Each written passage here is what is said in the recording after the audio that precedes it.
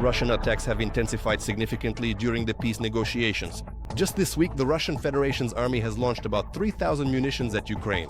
Let me tell you where the occupiers are striking. And besides that, at the end of the week, you definitely need to know about this. European leaders are gathering in London to discuss the progress of peace diplomacy. President Zelensky will talk about how the negotiations in the US went and which positions remain fundamental for Ukraine. Ukraine's defense forces have liberated the village of Tykhe in the Dnipropetrovsk region. The armed forces of Ukraine have taken full control of the settlement and cleared it of Russian occupiers. Where else has the Ukrainian army advanced, and what is the overall situation on the front line?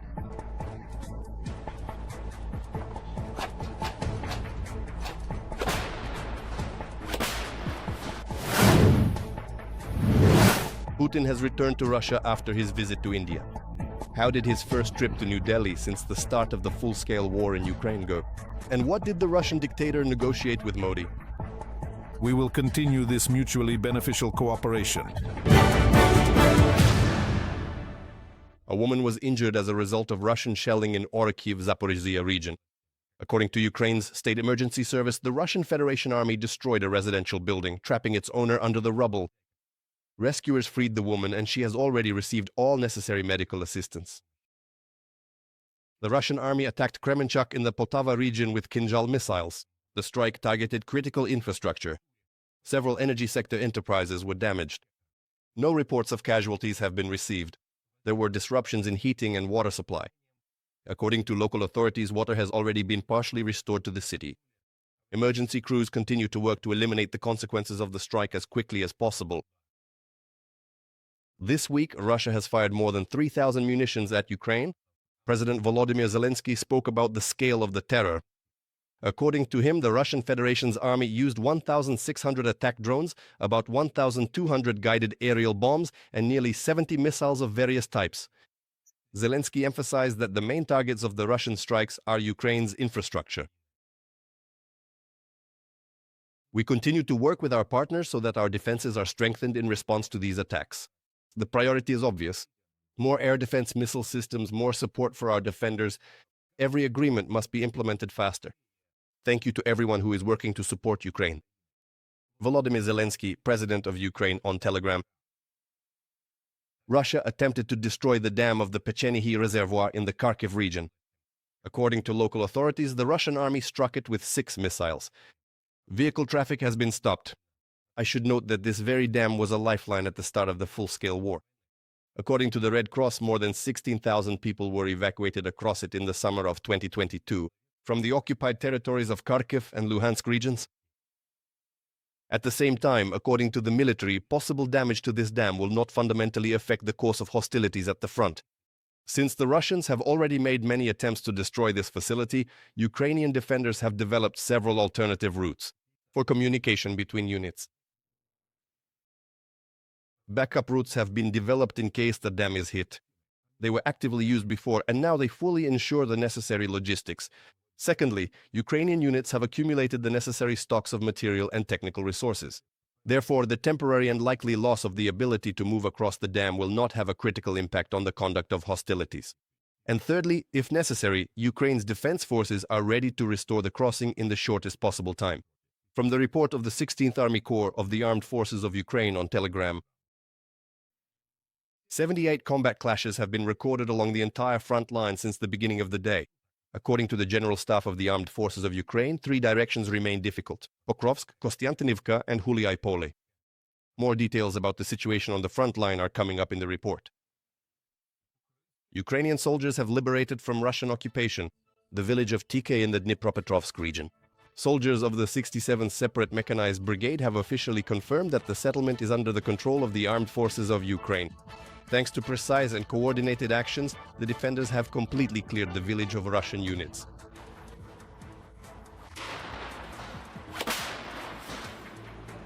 According to the General Staff of the Armed Forces of Ukraine, the situation remains difficult in the Oleksandrivka, Lyman, and Sloviansk directions. Ukrainian soldiers note that right now the enemy in the east of the country is trying to use tactics like pincers to cut off the defenders' supply routes. But the occupiers are not succeeding.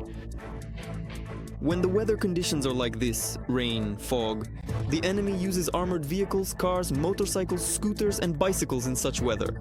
They try to amass manpower in a safer area, and from there, small groups of 2 to 3 soldiers go on the assault. We even saw once how they sent a single soldier into the attack, just like cannon fodder. Ukrainian defenders are also recording similar human wave assaults by the Russians in the Pokrovsk sector. There, the soldiers repelled more than a third of all recorded attacks on the front line of the occupiers' assaults. An equal number of attacks have been repelled in the Dnipropetrovsk and Huliaipole directions combined. The occupiers are well aware that they are running out of time. In fact, behind the triumphant statements of the Russian dictator about taking Pokrovsk,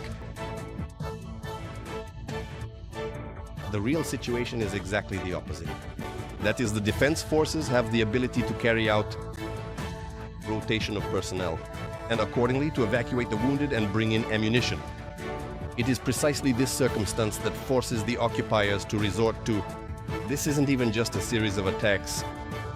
This is in fact the total destruction of the occupiers' personnel and equipment. Military experts note that Putin has thrown in all the reserves he currently has solely to show that there are concrete results. But in reality, there are no results. The Russian army continues to lose its soldiers en masse in so-called meat assaults.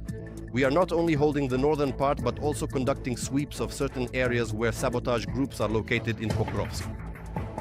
We are striking from the rear and carrying out several operations targeting the enemy's logistics. And this is happening both in Pokrovsk and in peaceful Hrad, which is strongly felt by the enemy. The fact that we eliminate up to 110 to 120 people daily, taking them out of action, indicates that the enemy lacks a systematic model of operations and is only losing more and more resources. The Ukrainian Defense Forces eliminated 1,080 Russian occupiers over the past day. Thus, according to the General Staff of the Armed Forces of Ukraine, Russian army losses since the start of the full-scale war have exceeded 1,180,000 military personnel. In addition, the day before, Ukrainian forces also destroyed 3 tanks, 33 artillery systems, 2 multiple launch rocket systems, and 98 vehicles, and special equipment of the enemy. And now to other news of the day. The United States is studying the experience of using autonomous weapon systems in Ukraine for application in its own operations. This was reported by Pentagon Chief Pete Hegseth during his speech at the Ronald Reagan Presidential Foundation Forum. According to him, Washington is interested in ensuring that the U.S. and its partners have a powerful defensive shield. Autonomous platforms and artificial intelligence will define the nature of future military conflicts in the coming decades. The role of such systems is rapidly growing, and Ukraine's experience in this area is extremely valuable. The United States partner countries must increase their defense spending to maintain collective security. The Pentagon is already working with its allies to create a global defense system. This will form a unified, powerful defensive shield with well-armed allies around the world who are ready to defend themselves, in defense of their own and common interests. A new generation of warfare requires new approaches, and UAV units have become an integral part of it. Their work is not only reconnaissance and artillery adjustment, but also delivering precise strikes against the enemy. The fighters of the Unmanned Systems Battalion of the 43rd Separate Mechanized Brigade are stationed at one of the most difficult sections of the front near Kupiansk. FPV drones, reconnaissance UAVs, strike systems, all of these are their weapons. And with each passing day, they are becoming more accurate and more powerful. Natalia Belokudria reports on how UAV units are bringing Ukraine closer to victory. This is a 7-year-old drone with a battery charge designed to counter BG-9 equipment. This is a battery-powered jet for stopping vehicles. Just as the enemy targets our equipment, so too do we, with munitions like this battery-powered jet which can pierce armor and destroy it. Rostislav is preparing to launch an FPV drone he calls Baby. Despite its gentle nickname, it is a formidable weapon. After all, his drone can reach places where infantry can't go and artillery can't hit. It's much more effective with greater munition accuracy. It offers significantly more extensive opportunities to effectively threaten both enemy vehicles and their personnel, especially those strategically stationed far away from the main conflict zones.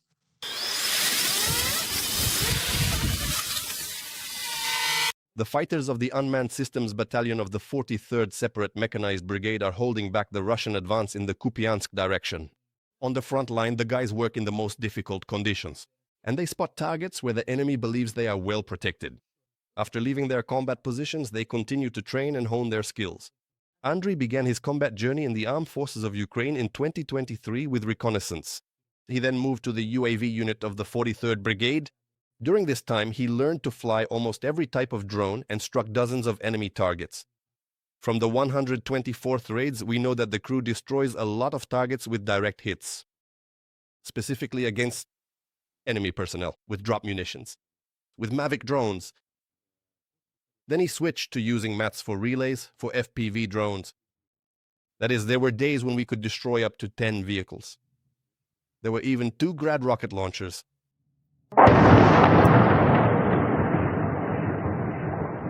Andriy has already shared his piloting experience with hundreds of fellow soldiers. When newcomers join the brigade, he instructs and trains them. At the age of 29, Vladislav made a significant and life-altering decision to join the specialized unmanned aerial vehicle, commonly known as the UAV battalion. This pivotal moment in his life occurred in the month of July, specifically in the year 2025. His enlistment marked a new chapter, dedicating his skills and commitment to this advanced unit, which plays a crucial role in modern military operations. Of that year.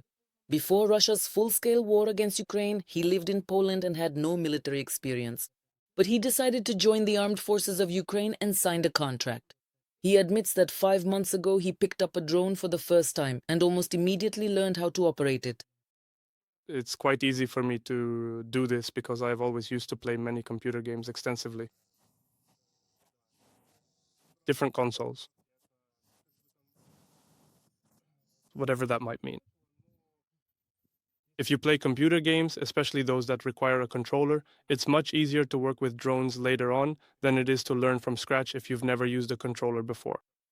The chief sergeant of the UAV battalion, with the call sign Surgeon, was one of the founders of the unit when the brigade was established in 2023. He commands more than 200 winged warriors who have already changed the course of the war. Thanks to the successful deployment of loitering munitions, the era of iron warfare, where tanks moved in columns and all that equipment had to be fought, has come to an end. Now that's no longer the case at all because UAVs simply won't let you get close. There are also deliveries, humanitarian aid to the positions. If before you had to carry everything yourself, 3 or 4 backpacks when heading out to your position, ammo, food, and every 3 days people would go out to resupply, but that position wasn't safe. Now we have drones for that as well. We bring supplies and drop them off. We deliver them right to the front line, and wherever it's possible, we use ground drones to bring supplies without taking unnecessary risks. The Kupiansk direction, where the soldiers of the 43rd Separate Mechanized Brigade are holding the line, is one of the most difficult areas on the front. Thanks to the armed forces of Ukraine, the Ukrainian flag still flies over Kupiansk, which has been relentlessly destroyed by Russian occupiers for the 3rd year in a row.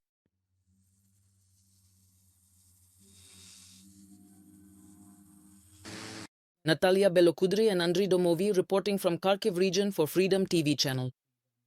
On Monday, Volodymyr Zelensky will visit London. In the United Kingdom, the president of Ukraine plans to discuss the US peace plan project with European leaders. This information was also confirmed by the president of France, Emmanuel Macron. He emphasized that he will meet with the head of Ukraine, Volodymyr Zelensky, in the capital of the United Kingdom, as well as with German Chancellor Friedrich Merz and British Prime Minister Keir Starmer. I once again expressed our condemnation and solidarity after the latest Russian strikes. France is firmly committed to cooperating with everyone to achieve de-escalation measures and establish a ceasefire. Europeans will certainly become an important pillar of a just and lasting solution that we are all building together. Emmanuel Macron, President of France, in Suicidix. The Prime Ministers of the United Kingdom and the Netherlands held a phone conversation in which the key topics were support for Ukraine and peace negotiations. Keir Starmer and Tykhe discussed the recent intensification of Russian strikes on Ukraine and agreed that Ukraine's security is vital for Europe's security and that their countries, through international cooperation including the coalition of the willing, will always support Kyiv. It is important that we, as Europe, continue to cooperate to support Ukraine in peace negotiations. I spoke with the President of Finland and the British Prime Minister, in particular about providing Ukraine with security guarantees after reaching an agreement, as well as the need for Europe to be involved in issues that affect its future. We also discussed new ways to support Ukraine so that it can continue to resist Russia and maintain a strong position at the negotiating table. Dick Skov, Prime Minister of the Netherlands, on the social network X. No decisions regarding Ukraine without Ukraine. This is stated in a joint declaration by the Benelux countries and official Kyiv at the OSCE Council of Foreign Ministers. In addition, Belgium, the Netherlands, and Luxembourg emphasized that Ukraine's stability is directly linked to the security of all of Europe. The Benelux countries assured that they will continue to provide Kyiv with political, humanitarian, military, and financial support for as long as it takes. Russia must immediately end its war of aggression against Ukraine and comply with the UN Charter and the Helsinki Principles, ensuring the establishment of a comprehensive, just, and lasting peace that will guarantee the security and stability of Ukraine and Europe. And it will be based on the norms and principles of international law. We welcome any genuine initiatives aimed at ending this war and reaffirm the principle of no decisions about Ukraine without Ukraine, as well as the joint statement of the Benelux countries and Ukraine at the OSCE 2025 Council of Foreign Ministers.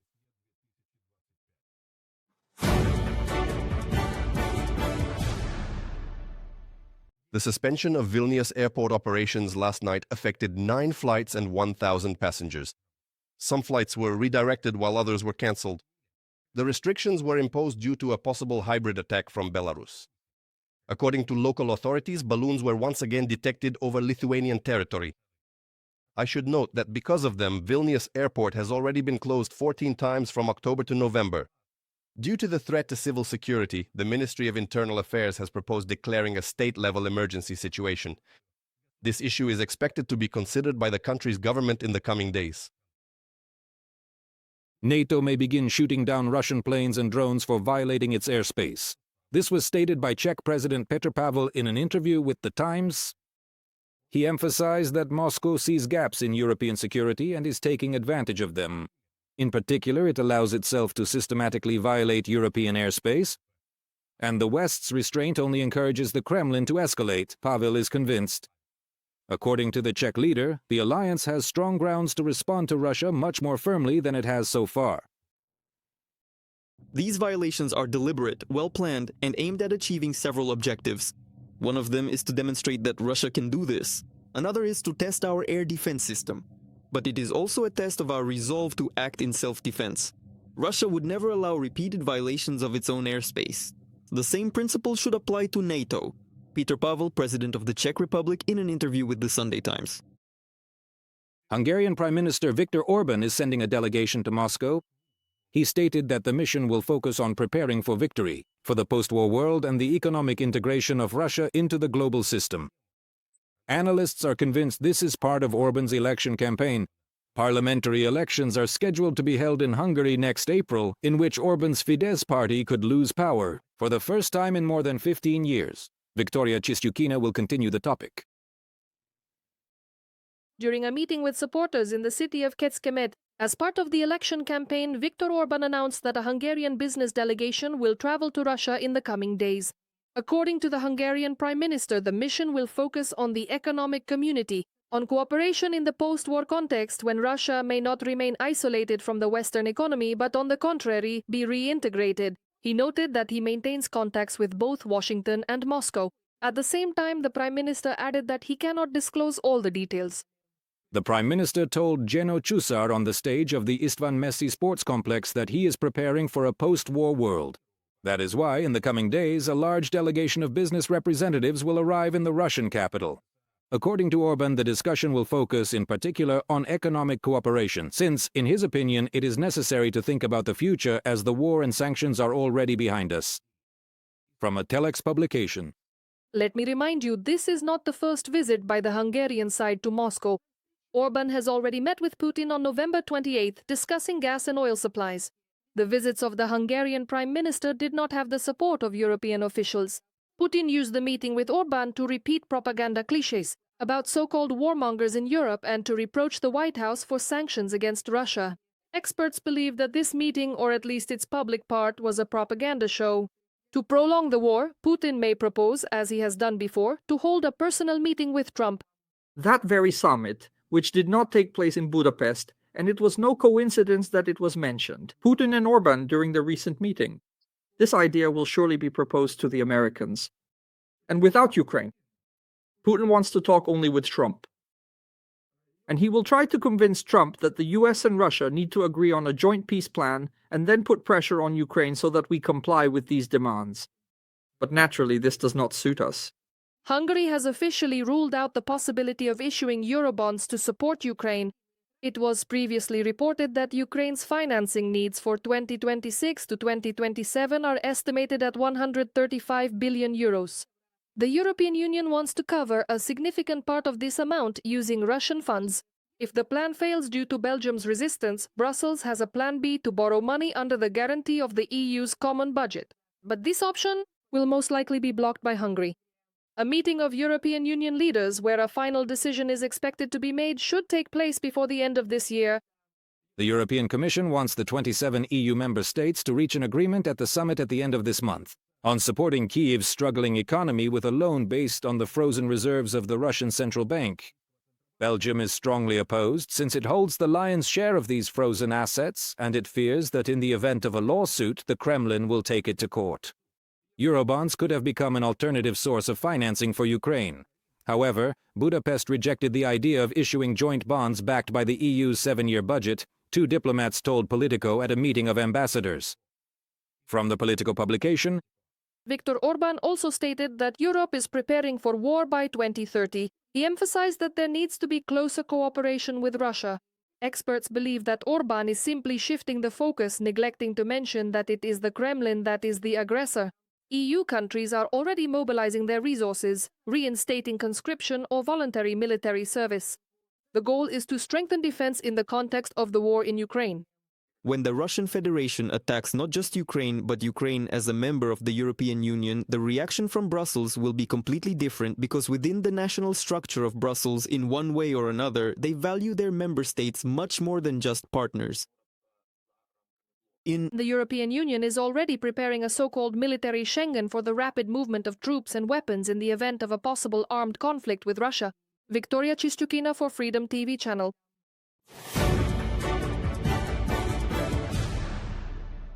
Germany's Foreign Minister Johann Wadephul has gone on a visit to China. Before his departure, the diplomat stated that he would appeal to Beijing to help bring an end to Russia's war against Ukraine. After all, according to the minister, no country can influence Moscow as much as China can in order to push the Kremlin towards serious negotiations.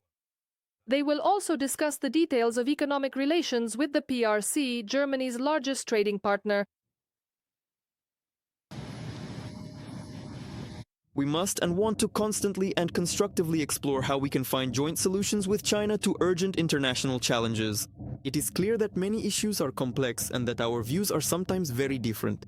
But it is also obvious that the freedom, security and prosperity of Germany and Europe are closely linked to China. That is why it is in our interest to maintain direct contacts with Beijing, which are irreplaceable. Putin declared Russia's readiness to provide India with uninterrupted supplies of energy resources. And by doing so, they risk damaging relations with the head of the White House, Donald Trump, writes The Independent.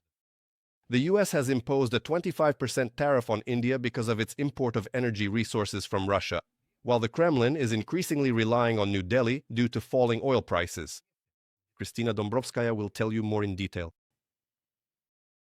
While the U.S. is trying to reduce New Delhi's dependence on Russian energy resources by applying economic measures, Moscow is promising India uninterrupted fuel supplies, writes the British newspaper The Independent.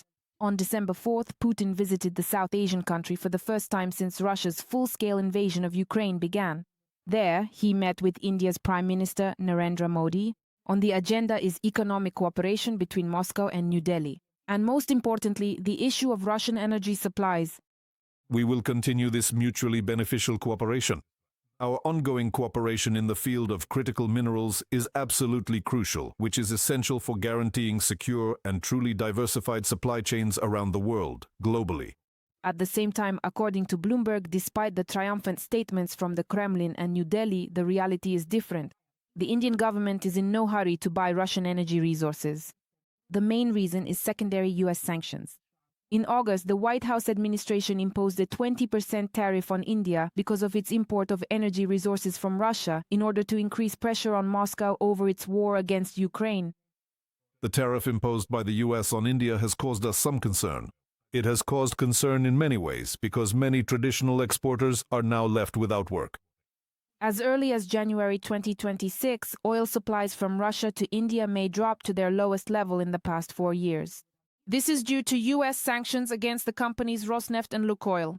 According to Bloomberg, Indian companies will buy about 600,000 from Russia, 1,000 barrels of oil per day. This is much less than in June 2025, when Indian companies were receiving more than 2 million barrels of Russian oil every day. According to the British agency, the government of Indian Prime Minister Narendra Modi has not officially issued any directives regarding Russian oil. To replace Russian oil, Indian refineries began purchasing more expensive grades from the Middle East. They increased imports from the US in an effort to maintain good relations with Trump and considered new supply regions such as Guyana and Brazil. In addition, they had to look for ships due to a sharp rise in freight rates. According to sources, Russia is also under pressure because of the discounts. Its oil costs only $40 to $45 per barrel, from a Bloomberg publication. Analysts predict a further decline in prices next year, and this is forcing the Kremlin to look for alternative buyers. And India, understanding Russia's weak position, will demand even bigger discounts and concessions. As Reuters reports, Russia's budget revenues from oil and gas fell by 35% after the US imposed sanctions in November 2025, compared to the same month in 2024, and amounted to more than $6 billion. The Russian Ministry of Finance planned to receive about 11 trillion rubles from oil and gas sales this year. However, due to falling oil prices, it lowered its forecast to just over 8 trillion. And now Moscow is increasingly relying on India not only for energy exports, but also to make up for a shortage of labor. Russia is also asking New Delhi for help in producing military equipment and drones. The head of the state defense conglomerate Rostek, Chemezov, stated that Russia is negotiating with India to localize the production of Russian drones, in particular the Lancet. This indicates that Moscow may be considering expanding cooperation with India on joint drone production, possibly in exchange for transferring technology to India. New Russian technologies and combat experience, according to a report by the Institute for the Study of War. Meanwhile, the U.S. Embassy in New Delhi has announced a 5-day visit to India by U.S. Deputy Secretary of State Alison Hooker in the coming days. The agenda includes discussions on regional security issues, economic cooperation, and shared priorities. This marks yet another step forward in advancing President Donald Trump's priorities. These include strengthening the partnership between the U.S. and India and creating a free and open Indo-Pacific region, according to the statement from the American agency.